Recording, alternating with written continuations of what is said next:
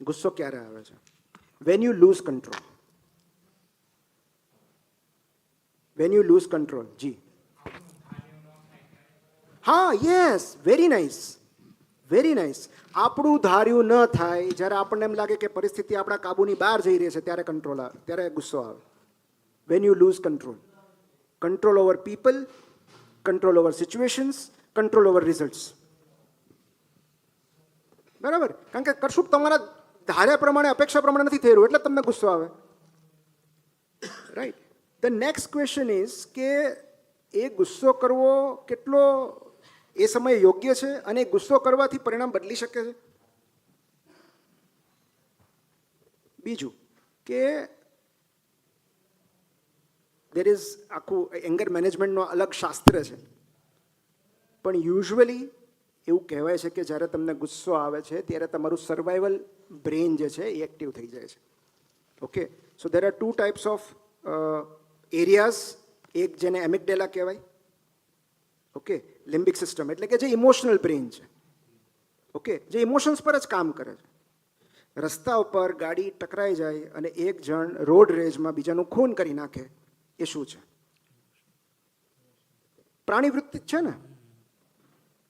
તમારું frontal cortex છે, pre frontal cortex, એના પર સંપૂર્ણ તમારો સંપર્ક જ તૂટી ગયો છે. તમે રેશનલી વિચારી જ નથી શકતા. તમે માત્ર ઇમોશનલ બ્રેનના આધારે તમે કર્મ કરી નાખ્યો. કોઈને કહેવાનું હોય, મારવાનું હોય, ખૂન કરવાનું હોય, વોટેવર. ઇમોશનલ મોમેન્ટમાં એને ઇમોશનલ હાઇજેકિંગ કહેવાય. ઇમોશનલ હાઇજેક મતલબ તમને કોઈ હાઇજેક કરી લીધા છે. કોણે કર્યા છે? તમારા ઇમોશનલ બ્રેને, એમિગડેલાએ ઓર લિમ્બિક સિસ્ટમ. તમને ખબર જ નથી મોમેન્ટમાં તમે શું કરો છો. તમારા અને પ્રાણી વચ્ચેનો કોઈ ભેદ જ નથી રહેતો, કારણ કે હ્યુમન ત્યાં તો અલગ થાય છે, કારણ કે એ રેશનલી વિચારી શકે છે, લોજિક છે, એમ્પથી છે, પણ એ બ્રેન સાથે ત્યારે સંપર્ક જ તૂટી ગયો હોય છે. અને ધ બેસ્ટ વે કે તમે પ્રીફ્રન્ટલ કોર્ટેક્સને મેદાનમાં લાવો, એને એક્ટિવેટ કરો, is to buy some time. અને એટલે ગાંધી બાપુને બધા કહેતા કે ઊંધેથી 10 ગણો, પાણી પી જાઓ. આ સમય લેવાની વાત છે માત્ર. એક બહુ સરસ ટેકનિક છે જેને બનાના ટેકનિક કહેવાય. આ ઘરમાંય કામ લાગશે. કે જ્યારે પણ પતિ પત્ની વચ્ચે ઝઘડો થાય, અને એમાં એવું છે કે જ્યારે તમારા હૃદયના ધબકારા 120ની ઉપર જાય, ઓર 120 નહીં, 100ની ઉપર જાય, ત્યારે તમારી દલીલોમાં તર્ક નથી રહેતું. There is no logic. પછી તમે ગમે એમ એલફેલ બોલવા માંડશો. પછી ફ્લાઇટ ઓફ આઈડિયાઝ આવે, પછી જૂની જૂની વાતો આવે. તે દિવસે તમે આમ કર્યું હતું, એને તો આની સાથે કંઈ સંદર્ભ જ નથી. મૂળ વાત જ ભૂલી જાઓ તમે. પછી પર્સનલ એટેક શરૂ થાય. તમે છે ને આવા જ છો. મૂળ મુદ્દો તો સાઈડમાં રહી ગયો છે.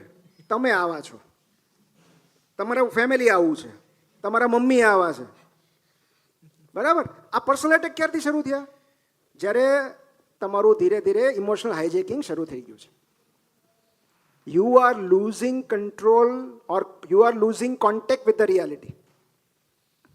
પ્રી ફ્રોન્ટલ કોર્ટેક્સ ધીમે ધીમે ગુડ બાય કહી રહ્યું છે તમને. તમે માત્ર તમારા એમિગડેલાના સહારે આગળ વધી રહ્યા છો. Now it is a very dangerous situation. કારણ કે એ સમય દરમિયાન તમે શું બોલશો, શું કરશો, એ બહુ જ જોખમી અવસ્થા છે. અને મોટે ભાગે જ્યારે એ સમયે તમે જે કહેશો ને, એ તમને પસ્તાવો થશે, ઓર તમારા સંબંધ બગાડશે, તમારું કામ બગાડશે. કારણ કે it is ego driven. Okay, તો તમારા હાર્ટ રેટ જેમ વધે એમ એમ તમે ફ્લાઇટ ઓર ફાઇટ મોડમાં પહોંચી જાઓ છો. It is a basic survival mechanism. Flight or fight. બરાબર? કાં તો ભાગી છૂટો અને કાં તો સામનો કરો. ઓકે, સો જ્યારે આપણે ફ્લાઇટ ઓર ફાઇટમાં હોઈએ છીએ ત્યારે આપણને સારા ખરાબની સમજણ નથી હોતી, કારણ કે આપણે સર્વાઈવલ મોડમાં હોઈએ છીએ. આપણે ડિફેન્ડ કાં તો ઓવર ડિફેન્સિવ થઈ જઈએ છીએ, કાં તો એટેકિંગ થઈ જઈએ છીએ. અને એટલે બનાના ટેકનિક એવું કહે છે કે જ્યારે હસબન્ડ વાઈફ વચ્ચે ઝઘડો થાય, જ્યારે ઝઘડો ધીરે ધીરે એસ્કેલેટ થતો હોય, ત્યારે બંનેએ સાથે બોલવાનું બનાના. હા, પછી રસોડામાં જવાનું, બનાના પીલ કરવાનું. બરાબર? બંને આખું કેળું ખાઈ જવાનું, એ છાલ કચરા પેટીમાં ફેંકવાની, અને પછી ઝઘડો રીસ્ટાર્ટ કરવાનો. ઓકે, તો ફાયદો શું થશે એની પાછળ લોજિક શું છે કે આટલા સેકન્ડ્સનો તમે ટાઈમ લીધો, એ દરમિયાન તમારું પ્રી ફ્રોન્ટલ કોર્ટેક્સ તમને થોડુંક ગાઈડ કરશે કે ભાઈ જવા દે, નથી બોલવા જેવું, બરાબર. અથવા કોઈ કહે કે પાણીનો ગ્લાસ, મતલબ પાણી પી લો, એક ગ્લાસ પાણી પી લો, તો એક ગ્લાસ પાણી કેમ પીવાનું કહે છે?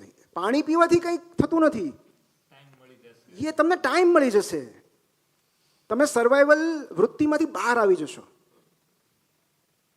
એટલે ગુસ્સો વ્યક્ત કરવાનો જ છે, પણ જ્યારે તમે તમારા સર્વાઈવલ મોડમાંથી બહાર આવી જાઓ ત્યારે. જો બેસ્ટ હું તમને કહું, બેસ્ટ કહું, સપોઝ મારી દીકરીએ કશુંક એવું કર્યું છે કે મને એના પર ગર્વ નથી, ઓકે, તો the best words is I am disappointed. આ સૌથી સારા શબ્દો છે કે બેટા તે મને નિરાશ કર્યો છે. અને આ શિક્ષકો માટે પણ આ વાત એટલી જ લાગુ પડે છે કે મને તારી પાસેથી ઘણી બધી અપેક્ષાઓ હતી, પણ બેટા તે મને નિરાશ કર્યો છે. આ બહુ મહત્વના શબ્દો છે. હું તમારાથી નિરાશ થયો છું.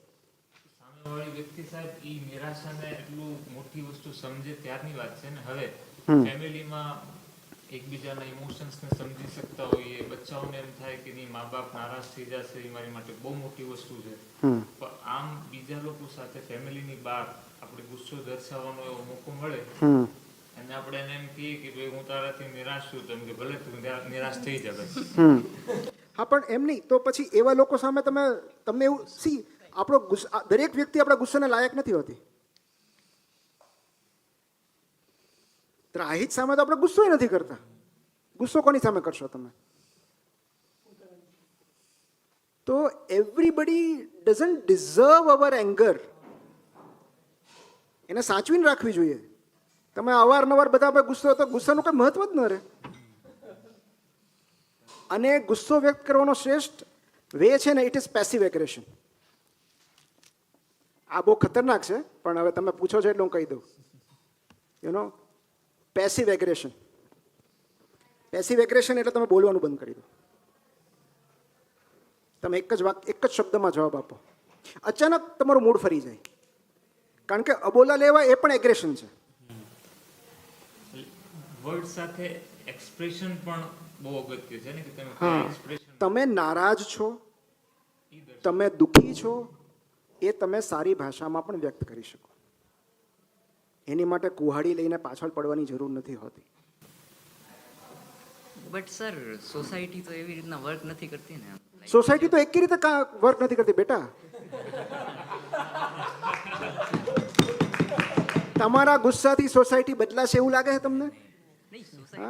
તો કેટલા બધા લોકો જેલમાં છે, એને બદલી ન નાખ્યો સોસાયટી. ગુસ્સાથી ક્યારેક કશું બદલાતું નથી. એક શ્રેષ્ઠ ઉદાહરણ છે એના માટેનું. એક શ્રેષ્ઠ ઉદાહરણ છે, કીધું એટલે કહું છું. હા, કે તમે બસની અંદર બોર્ડ લગાવ્યું હોય બહાર, અને બિચારાને વાંચતા ના આવડતું નહીં, કંડક્ટરને જઈને પૂછે કે ક્યાં જાય બસ સાહેબ? તો આંધળા ભાળતો નથી, આગળ બોર્ડ માર્યું છે એવું કે. એની બદલે એ જ કંડક્ટર એમ કે સાહેબ અમદાવાદ જાય છે. ગુસ્સો. એટલે બેટા, જેમ જેમ તમે આગળ વધશો ને લાઈફમાં, તમને સમજાતું જશે કે ગુસ્સાથી એક કે કામ પાર નથી પડતા. સાહેબ સોરી, મને માફ કરજો. તમે, મને લાગે છે તમારો કંઈક સેમિનાર હું સાંભળતો હતો, તમે કીધા કે યુનાઇટેડ સ્ટેટની વિઝા માટે તમે ગયા અને કડવો અનુભવ થયો તમને. કોઈ રિક્ષાવાળો હતો કે કોઈ ખબર નહીં ટેક્સીવાળો હતો, એ તમને ગોળ ગોળ ફેરવીને લાવ્યો અને હતું એ બાજુમાં મુંબઈમાં. યસ. તમને એ વખતે એમ થયું કે આને એક તમાચો મારી દઉં. સાહેબ તમે તમાચો કેમ ન માર્યો? ના, એનું કારણ છે કે એ વ્યક્તિ પાસેથી એ જ અપેક્ષા હોય. મને ગુસ્સો ક્યારે આવે? જ્યારે મેં તમારી પાસેથી બહુ બધી અપેક્ષાઓ રાખી હોય, તો મને એમ થાય કે યાર, આ તો મારી અપેક્ષા પ્રમાણે નથી વર્તતું. તો એક સામાન્ય માણસ પાસેથી એ જ અપેક્ષા હોય ને. ના, પીવા કરતા મને એવું લાગ્યું કે એ માણસ, જ્યારે તમે સામેવાળાની પરિસ્થિતિ સમજો ને, કે એ માણસને સવારથી બોણી નહીં થઈ હોય, એને કોઈ પેસેન્જર જ નહીં મળ્યું હોય, and I could B his first and last passenger. એટલે કદાચ એણે મારી પાસેથી થોડા વધારે પૈસા એક્સટ્રેક્ટ કર્યા. ફાઇન, નો પ્રોબ્લેમ, ચલો, એનું ઘર ચાલે છે ને, નો પ્રોબ્લેમ. ભલે તમને ચીટ થયાની ફિલિંગ આવે કે એણે છેતરપિંડી કરીશ તમારી સાથે, પણ એટ ધ સેમ ટાઈમ સામેવાળી વ્યક્તિ આવું શું કામ કર્યું? ઓકે. અને બીજું કે ગુસ્સો કરવાથી અમુક રિક્ષાવાળા દરેક પ્રામાણિક કોઈ વ્યક્તિ પ્રામાણિક છે અહીંયા તો લખેલું હોતું નથી. ઓકે. સો લોકો પર ભરોસો કરવો કે નહીં એ જાણવાનો શ્રેષ્ઠ રસ્તો એ છે કે એકવાર ભરોસો કરી જુઓ. 10 માંથી 8 વાર એ સાર્થક કરશે તમારો ભરોસો. 2 લોકો નહીં પણ કરે, એના કારણે બાકીના 8ને તો દંડ ન કરવો. કારણ કે આ જગતમાં ખરાબ લોકો કરતાં સારા લોકો અનેક ગણા વધારે છે. હા, એવું બને કે તમે ટોક્સિક લોકોના સર્કલમાં ઘેરાઈ ગયા હો, સ્ટક થઈ ગયા હો, એટલે તમે એટલા એવા જ લોકો સામે મળતા હોય. પણ હકીકતમાં there is a very good book, Good Life, Good Vibes. So as you change your frequency, તમે નવા લોકોના સંપર્કમાં આવશો. એવા અદ્ભુત લોકો છેલ્લા 1-2 વર્ષમાં હું એવા લોકોના સંપર્કમાં આવ્યો છું જેને આશીર્વાદ કહી શકાય, એવા લોકો. અને મને એમ થયું કે જીવનના 42 વર્ષ સુધી હું આવા લોકોને કેમ ન મળ્યો? પણ કારણ કે હું એમને લાયક નહોતો બન્યો. જી, હું એવી ફ્રિક્વન્સીમાં હતો કે જ્યાં એ લોકો બહુ ઉપર હતા. તો જેમ જેમ તમે તમારું સરાઉન્ડિંગ્સ ચેન્જ કરો છો, તમે નવા લોકોને મળશો અને તમને ખ્યાલ આવશે કે આ જગતમાં અદ્ભુત કહી શકાય એવા લોકો છે. કેટલું સેવા કાર્ય કરે છે, કેટલો પરોપકાર કરે છે, કેટલી મદદ કરે છે લોકોની. અને આવા લોકો છે એટલે જગત ચાલે છે. બાકી જો આપણે ઝેરીલા લોકો એવા કહીએ તો ક્યારનું બધું વિનાશ થઈ ગયો. Okay. So you can express your anger in a very polite way, but in a very effective way. Okay. જેથી કરીને તમે તમારી વાત, તમારી નારાજગી, તમારું દુઃખ, તમારું ડિસઅપોઇન્ટમેન્ટ ચોક્કસ વ્યક્ત કરો. એ પી નથી જવાનું. પણ એટ ધ સેમ ટાઈમ અને એવા જ લોકોને કન્વે કરવું જે મહત્વના હોય, જેમને તમારી નારાજગીથી, ગુસ્સાથી, નિરાશાથી કાંઈ ફેર જ નથી પડતો. એની સામે ગુસ્સો વ્યક્ત કરીને તમે શું કરશો? જેને તમારી સંવેદનાથી, તમારી વેદનાથી કાંઈ ફેર જ નથી પડતો, એ તો સ્ટ્રેન્જર ન થયું. યોર લવ્ડ વન્સ એને જ કહેવાય ને કે જે તમારી પીડા સાથે જોડાયેલા હોય.